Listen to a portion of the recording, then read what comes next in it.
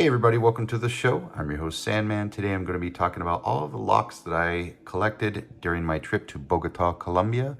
Let's get into it. So June 2025, I had the opportunity to go to Bogota, Colombia with my wife, 5-day vacation. We stayed at the Four Seasons Hotel in the Chapinera district, the Four Seasons Casa Medina.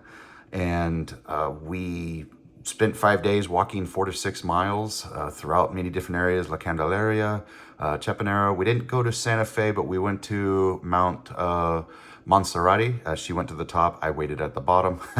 We got to experience a whole lot. We went to Rosales and a few other districts north of Chapinera district.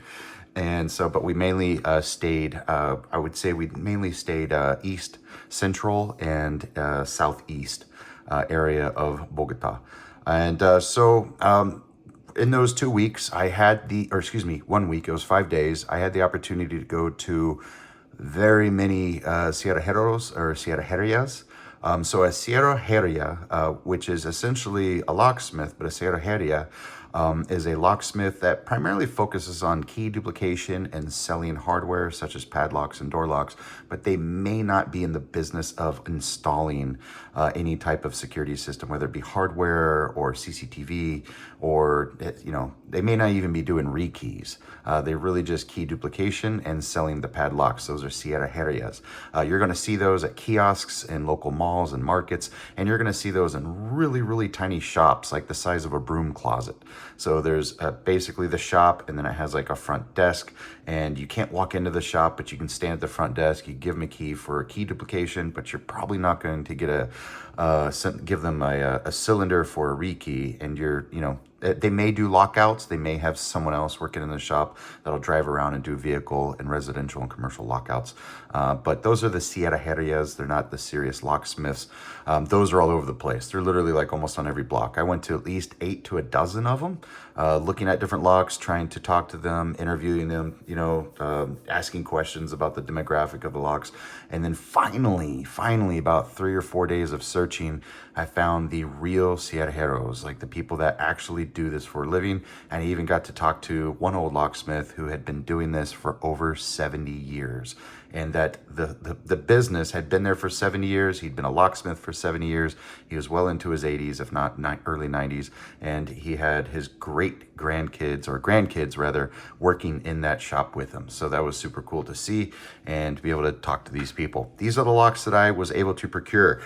We have a little bit of everything represented. I would say there was actually a wider selection in this haul compared to my experience in Oaxaca, Mexico, where I collected 24 locks. In this particular pursuit, I collected over 20 locks.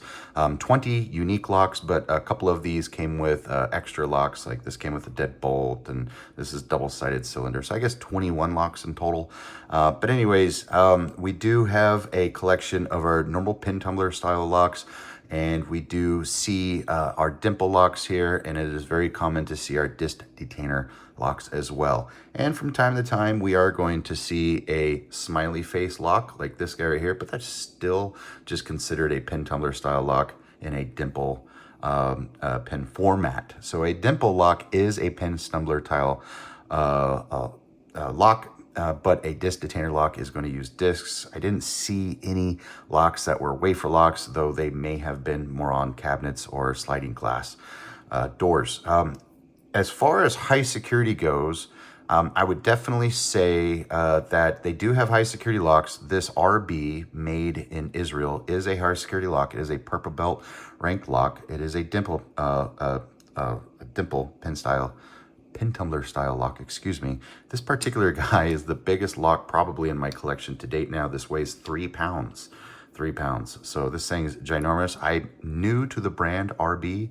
I heard about their disc detainer locks about a week prior to finding this lock in Bogota, and it does appear to be similar to a multi-lock interactive clone, or Multilock Interactive in general, I don't know if it's a clone of Multilock Interactive, but these are made in Israel. It'd be interesting to find out. I did pay $100 for this in Bogota, or 400,000 dinero. They were actually surprised. I was like, I want to see that. And they pulled it out and I was like, cool, I want that. And then they put it away. I was like, no, I want to buy it. And they're like, really? I was like, yeah. And they were like, it's like, they told me, they're like, it's 400,000 dinero. I was like, yeah, here. And I whipped it out and they were so surprised. Because I guess nobody's going to spend money like that. Nobody's going to spend $100 on a padlock in Bogota, except for me. These Bliss. So let me talk about the absolute most common padlocks and most common locks that I found in all of Bogota. And I even got my wife excited and having fun taking pictures of locks as we were going to different cathedrals, different business centers and government buildings and museums and all this other stuff that we went to, or maybe we just went to the location but didn't go inside, but we got to see what locks they had installed. The absolute most common lock you are going to find in all of Bogota, Colombia, is going to be the Yale style lock. That Yale right there and this padlock. You're going to find more Yales either installed in this iteration or in the Euro profile type or European fashion, which is where the pin stack is actually facing down. You're going to find Yales everywhere, and they call them Yale. So they're not Yales, they're Yale. So man, I cannot express to you how common and how often you're going to see this padlock right here. This Yale padlock with that, I believe that's a Y1 or a Y6 or a Y8. I suspect Y1 keyway. Man, this is on everything. All of the shops have at least 2 to 3 of these on the shop doors. And then all of the residential and commercial businesses all have this. This is it. When I went to the actual locksmith, the actual Sierrajero, they said that this was the most common for residential. This style of latch here. You notice that it doesn't have a dead latch, a dead man's latch, or a dead latch like we would see in North America. Instead, we have these 2 bolts. That would be the dead latch. Obviously, this isn't going to be. It's probably has like an internal. No, it's locked. That's what it is. But anyways, you're not going to slip that unless you unlock it. But you have to retract those bolts too.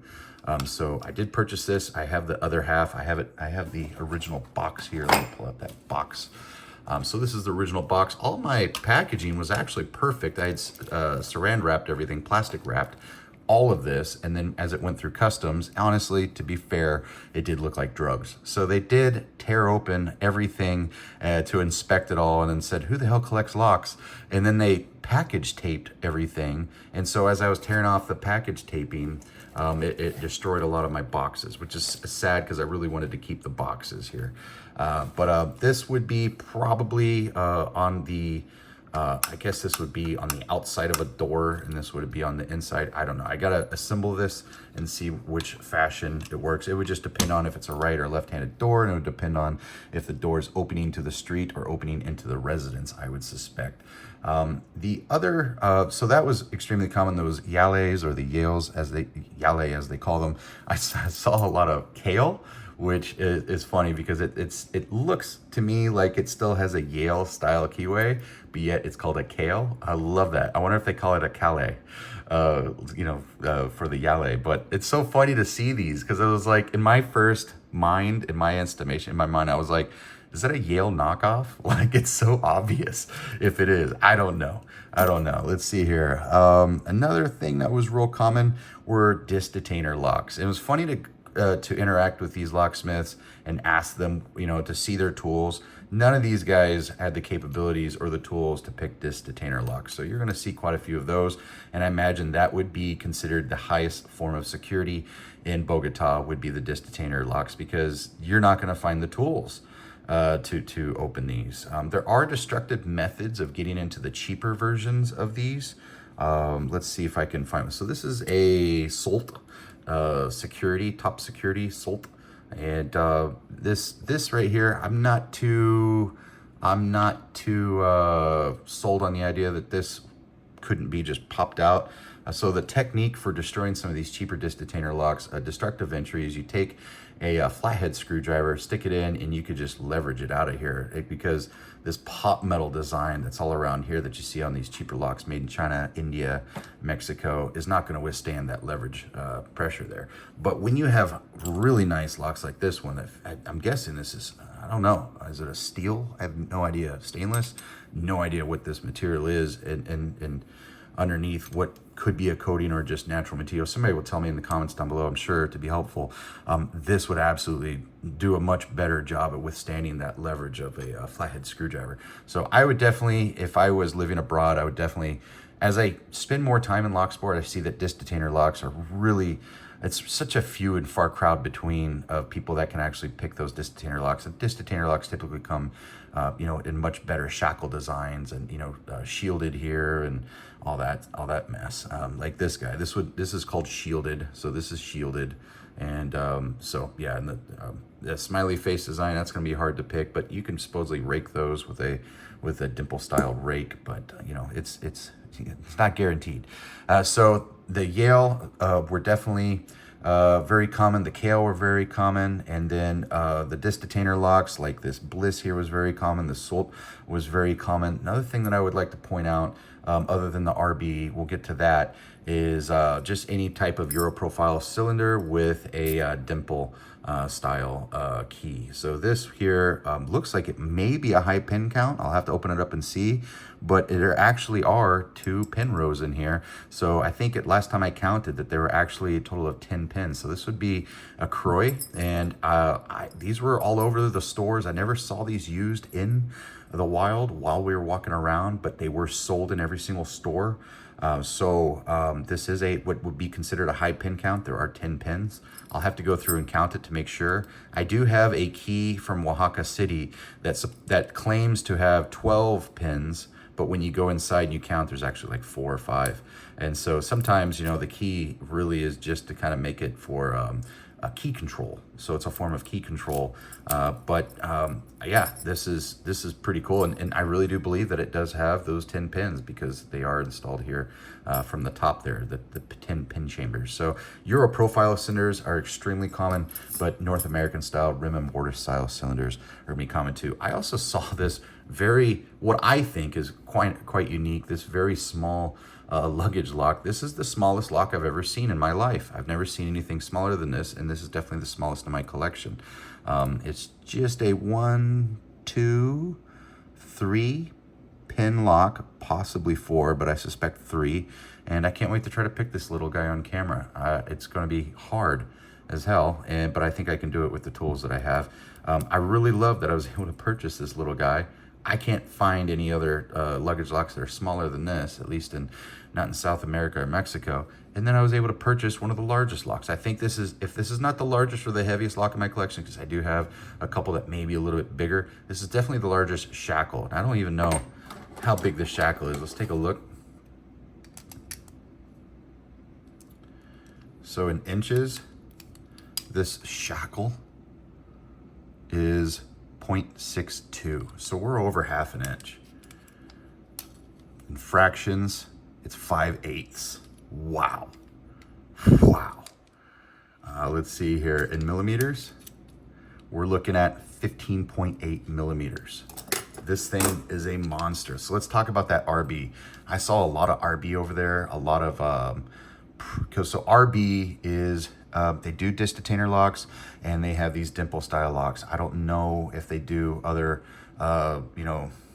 more common pin tumbler style locks or not, or wafer locks or anything like that. But as soon as I saw I had to get it, let's take a look at this key really quick. I am only seeing 3 pin stacks before I get to these unique items here that kind of, they give the idea that they may be magnetic or they go up and down with some type of security feature in that lock, like a multi-lock interactive, but that's just for key control. It doesn't really have anything to do with picking the lock itself. But it'll be interesting to find out because I'm only seeing those 3 pin and pin tumbler style, those pips here. I'm only seeing 3 pin stacks. So it'll be interesting to see how hard this is to pick. I don't know if I need to have a magnet or not to interact with these, or if maybe that's just a regular pin that interacts with stack number 2 and stack number 1. I have no idea. I have no idea at all. Can't figure this guy out. I guess we'll find out, won't we? They all do move independently. So we will find out shortly. KL security was very common. So we have a dimple style lock and a Euro profile cylinder. So it'd be installed in this orientation. And I have this guy here.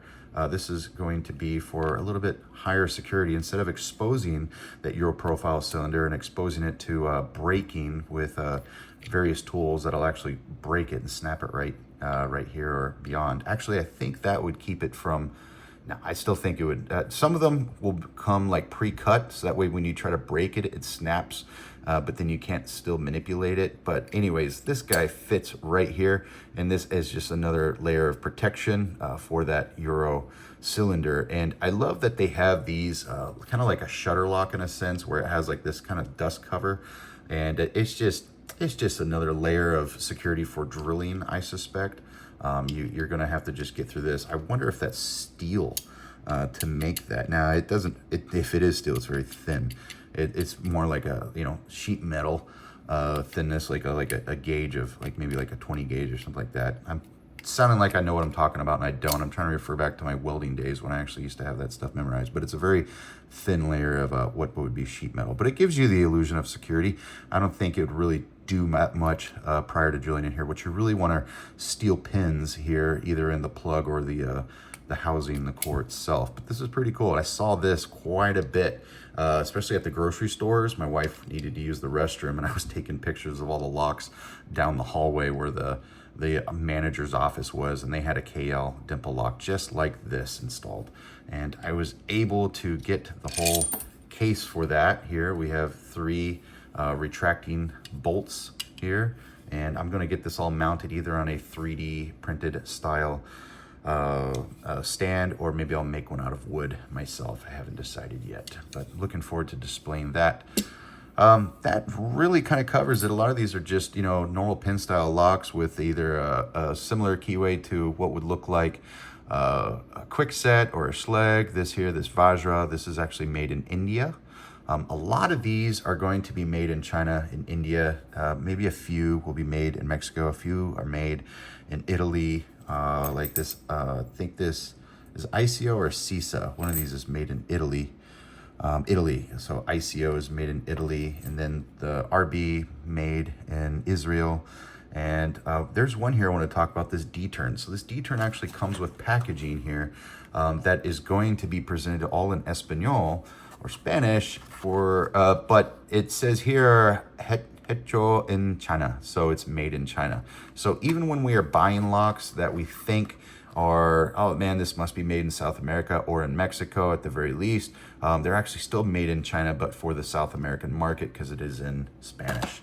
So that's pretty cool. It's really weird to go to South America, buy a lock that is advertised all in Spanish, but the lock still came from China. So it's not disheartening. It makes sense that the Chinese would market to the South American or just anybody throughout the Latin American, Spanish-speaking world. So that makes sense, and that's kind of like what I ran into. But that's really much all I have to say for this. What am I going to do with all this? Well, I plan on picking all these on camera for sure. I've got enough locks between here and Oaxaca that I could actually pick a lock every single week for a year, which is pretty cool. My ultimate goal is I want to teach specialized classes to government and first responders. Like specifically, like I want to teach entry classes. Like I would like to offer a class on polite entry to first responders, which is a fancy way of saying I want to teach you how to pick locks so you don't have to kick open a door, because some locks you do want to pick. There's various scenarios as to why, but you don't have to destroy everything that you encounter as a first responder. Maybe you have time and the person on the other side is not in imminent danger or injury. So I do want to teach a class for first responders for polite entry. And I want to teach a regular class for locksmiths in the local area on how to pick locks, because not all of them actually know, especially not all of them have any training in disc detainer and dimple locks because they don't have the tools. But now that I represent Multipick, I will have that opportunity to get those tools in their hands and teach them those techniques. But I would really love to teach a class on, like on a surreptitious injury for non-permissive environments in South America, something like that. A surreptitious entry on locks in Mexico. So I'd love to give actual demographic and location-based classes to various clients as I build up my collection and my skill and my knowledge. I still have a lot to learn. Right now, my weak point is going to be disc detainer locks, this guy and this guy. So I do need to get better at that, and I do have these high pin counts here. Let's take a look at this Yale here. These are super common. I didn't take a picture of all the keyways because I would assume that all the Yales would have been a normal Y1 or Y6 pin tumbler style lock. However, I was able to purchase the same Yale. I think it's like an 870 Pro or 870 Plus. So this is the Yale 870, which is the regular pin tumbler style, and this is the 870 Plus. And this is the dimple style. And I don't know if you guys have ever seen this or not. I don't know if it's a high pin count like it's alluding to. I will find out as I go to pick it, but it's alluding to the idea that I have something like 10 to 12. I would say 12 at least. 13. Wow, 7 on the right and 6 on the left, 13 pen stacks, but I don't know if that's what I'm gonna actually find on the inside. I've never picked these. I've never even Googled it, never looked into it. So, but super, super common. This body type, you're gonna see these all over Bogota. I went to every locksmith in town and I asked them all, I said, hey, what are the most common? And they all replied, Yale. Yale is most common. Now, I did see a couple multi-lock and Medico installed in some businesses, but they were older businesses. And I asked a locksmith, I said, tell me about Abloy, tell me about Medico, tell me about Multilock. And one of them pulled out several of each of those and put them on the table. And he says, these are all antique now. And I said, really? I said, why are they antique? He said, these used to be all over the place, but we lost the distribution or the factory that sold us these. And he goes, now they're no longer in anywhere in Bogota or anywhere in Colombia for that matter. So, and I went to several different locksmiths and they all concurred that same information. So it goes to show that you can find high security locks in some of these countries installed, but as governments change, as the people's needs change, as the currency and the economics change, so too are going to be the availability of security hardware and various things like that. So this is what I was able to procure. Looking forward to showing all of you how to get into all these locks. They're little secrets. All locks have secrets. I pick them all differently. They're all completely different, and they all have their own personality. Looking forward to showing you all that. Let me know in the comments down below. Is there anything here that you're surprised that was available in Colombia? Is there anything that you thought you would have seen in Colombia? Or I don't know, what are your thoughts on this? Let's talk about price really quick. So 4,000 pesos. I think, yeah, was it peso? 4,000 pesos was essentially $1 American dollar. So when we see 19,000 pesos here, we are looking at about $4 to $5. So about $5 roughly. So I was able to make really good bank right here. So this is 15,000 pesos. And so that would have been just roughly $3.50. This guy was 400,000 pesos. So I paid $97 for it. And, and so on and so forth. These guys right here averaged about 150,000 pesos. So 80,000 pesos worked out to be 20 US dollars. So 150 was about $35. So it was quite comparable to the US market. I think the locks, however, were a little bit more affordable. I think these were like 135, 145,000 pesos. So we're looking at about 25 to 30 bucks. For these guys, it's about right. It's a solid heavy brass lock, not too expensive here in North America. I think the locks were comparable for security wise and price wise as I've seen in North America and in Mexico, but I would say that the variety of locks and the quality of locks and the brands represented, there's more brands in my opinion than I saw in Mexico. And I think there's actually more brands in South America and Mexico than we see in North America. North America is primarily just run by Master or, I can't even say asa abloy, not in padlocks anyways. Definitely a lot of master products and all the various forms of that. So that's all I have for today, folks. Let me know in the comments below if you have any questions. I'll try my best to answer them. I hope you enjoyed this video, and I look forward to making a much more in-depth and longer video of my trip to Bogota and interviewing the locksmith masters there. Everybody just stay tuned. Thank you all so much for watching, and I'll catch you guys next time.